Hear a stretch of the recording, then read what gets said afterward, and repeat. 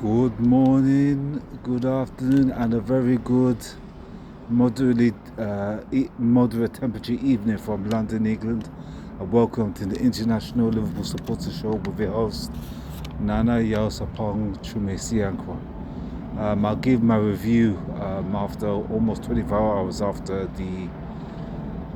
was it the 26th or 27th, I'm not quite sure, World Cup final. And what must be said,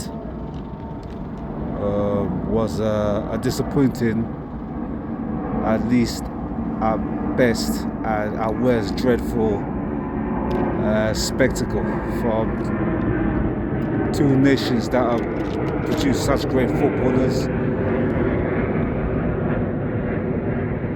If you just give me a moment while they're playing passes, two countries that have produced such great football, it was a dreadful spectacle. To be fair, much as the blame for that lies with Argentina. Anyway, first let's get into the video. Let's get into the basic outline of what happened. So Spain lost the 2026 World Cup final to Spain. I think it was 18 minutes into extra time from a strike from Barcelona's very talented forward, but underrated forward, Ferran Torres. After, it must be said, a dreadful 90 minutes in which Argentina did not muster a single shot on goal on target, even from long range. It's like Lino Scaloni, the Argentine manager, set them up for at least penalties and or at best a moment of magic for Messi from basically a set piece or a great shot from range. In fact, Argentina only attempted to play expensively when they conceded in the second half of extra time, and that's when they started to come out, press Spain, and try to get up the field to get that equalizer. And to be fair, they almost did. But it must be said, credit to Spain, they were at least partially responsible, as well as Argentina's negative approach. They were responsible for pinning Argentina back in their own half without fashioning too much of chances, certainly in the first half. Things changed in the second half with Daniel Olmo, Corella, Yamal, Rodri from a set piece, all going close.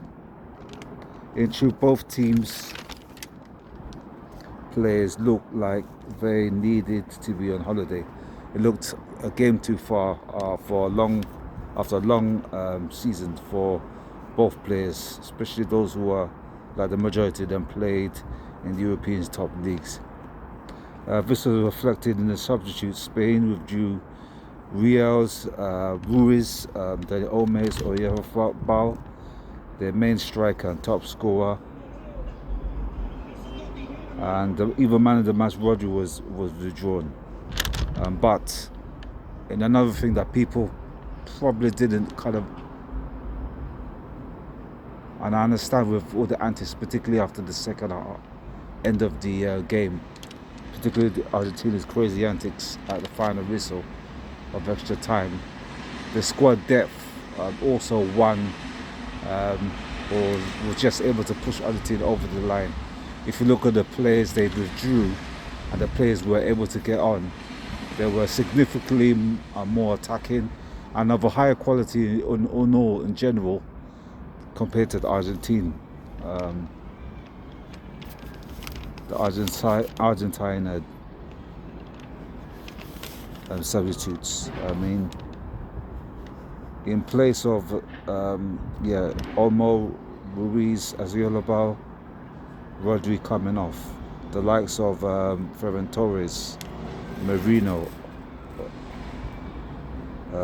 etc., were able to be brought on. In Costa, Romero, Lisa Martinez, Julian Alvarez came off, and the players that came on were kind of like defensive players, or kind of like standard box-to-box midfielders, but not players that will make the difference or create. Curiously, even prior to the sending off, Laura Martinez didn't manage to get on the field, which was surprising given the fact that they needed legs up front. Maybe he had an injury that we are not aware of, or he had to recover from their last game against England. Obviously, the turning point in the game was Enzo Fernandez's second yellow card for his stupid booking for foul on the Barcelona defender and the Spain centre-back Kubarski. But even then, prior to that, they were astoundingly negative with 11 players. And now with 10 players, Argentina's chance more or less disappeared. They weren't particularly competitive, or they did well to contain Spain, but they were very, very negative, offered virtually nothing offensively. And when that sending off occurred, you suspect that's when their chance disappeared as well. Still with the limitations and reliance on Messi, Argentina did well to reach another final. They now have to start to build for the post-Messi era. I mean, these players like Messi only come once in a lifetime. In contrast, Spain, congratulations to them for the second time in 15, 20 years. Their youth system has produced a myriad of very, very talented generation of top quality players. And they will be around certainly for the next major competition will be the Nations League, obviously the Euros 2028, which is less than 2 years' time. And they'll take some beating in the next World Cup in 2020, which will be co-hosted by not only Spain but Portugal, Morocco, I think in the South America, Uruguay, Argentina, and I think Paraguay. They will hold some games then.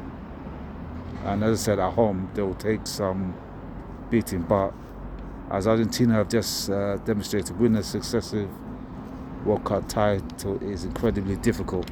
And there are going to have to be a lot of things that will go your way. Form, fitness, the ages of players, renewal of squads in the first 11. A lot of things has to go your way to win that successive title. Unfortunately for Argentina, in defence, certainly midfield, and then despite Lautaro Martinez and Alvarez, even in attack, they haven't sufficiently progressed from the team that won the World Cup in 2022, and they were still, as great a player as he is and was, still very much reliant on Messi. And when he was nullified, or Argentina couldn't fashion a chance for him off the bench and in the team they put out, there was nothing much to offer. And whether it's Linus Scaloni or whether he decides to leave and they appoint another coach, that's something they're going to have to look at. But yeah, well done to Spain, congratulations. And overall, they were the best side. Argentina, question marks whether they were the best side or had the best players, but their spirit, their fight, their tenacity, their willingness to never give up was immense and unmatched in the competition. And even though Rodri got man of the competition, I would have picked Messi. To play like he did at 39 years old was absolutely magnificent. But Rodri was a credible candidate, and he won best player of the competition. Kubarski, the young Barcelona centre-back, won the young player of the tournament as well. So congratulations, Spain, are the 2026 World Cup winners, and yeah, onwards to the next cycle and the next World Cup in 2030. Hopefully, God willing, I'll be there in person, and it's certainly be closer than going to the United States. So logistically, in terms of traveling, there won't be such a issue. Over the tickets will be very, very expensive, but travel-wise, it won't be such a logistic challenge as going to the United States. So thank you. Please like and share this video. Subscribe to my channel if you haven't done so, and see you in the next video when we preview the forthcoming Premier League season. So well done, Spain, and congratulations, and see you in the next one.